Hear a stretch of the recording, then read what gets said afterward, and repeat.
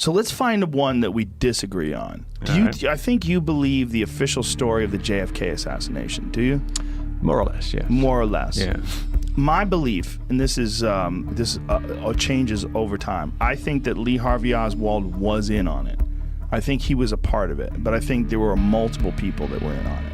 That's what I believe. Do you think there are multiple shooters? Yes. And one of the reasons why I believe that is because of the formation of the single bullet theory. And the single bullet theory was formed because the fact that they had to account for one bullet that hit the underpass, ricocheted off, and put some man in the hospital. And that before that, they did not have an explanation for why all of these bullet holes, all these wounds were in all these different people's bodies. The other reason why I'm inclined to believe there's a conspiracy was the fact that they found that bullet on Connolly's gurney when they brought him into the hospital. It's too convenient, and the bullet itself is fairly pristine. Now, knowing as much as I know about bullets from personal experience of hunting, you can't hit anything with a bullet. I pulled a lot of bullets out of animals. When you shoot an animal and you hit bone, those bullets, they distort brutally. I mean, they don't look like that after they go through two people and hit all sorts of bone. That's the bullet that came out of Connolly's body, or Connolly's gurney, excuse me. And that's the bullet that they're attributing to this single bullet theory. If you look at the path of the bullet that goes through Connolly, or goes through Kennedy and then goes through Connolly, that to me is not unbelievable. It's not unbelievable. That one is. Yeah, you gotta look at the other one. But even that one, see what I'm saying? Even that one is not unbelievable. It is believable to me because I know that bullets do strange things when they hit things. Right, but you got to combine that with the fact that the bullet came out fairly pristine, which means it didn't actually go through a kind of a bouncy path like that. Right. It went through a straight path. This diagram is from a conspiracy theorist. Yeah, essentially. Yes. But there are other diagrams that will show the actual path with him. Like, they've got the butts there on the same level, and you know that Kennedy was actually sitting above elevated. Connolly. Yes. So see if we can find one that has the actual seating arrangement, or more accurate seating. Well, the one right there with the red line on the right-hand side, the one on the right-hand side, that's a more accurate. From above, yeah. Yeah, from above. Yeah. There's also the fact that there was particles. There was more metallic particles from the bullets, more fragments from the bullet in Connolly's body than were missing from the bullet.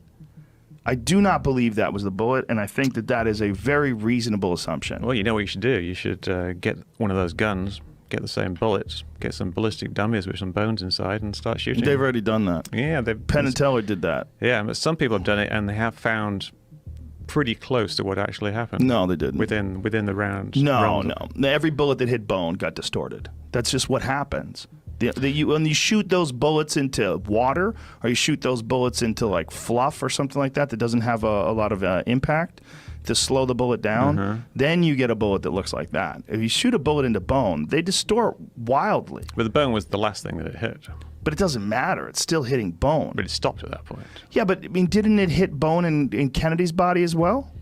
Went through his neck, didn't it? So the odds of it hitting only soft tissue, and it's going to go through his neck, and it came out here, that it didn't clip one of his vertebrae or something like that, I don't think that's real. Yeah. I think also there's a difference between, and this is fact, from David Lifton's book, Best Evidence, which was a book by an accountant who went over the Warren Commission report and found all these factual inaccuracies and all these contradictions.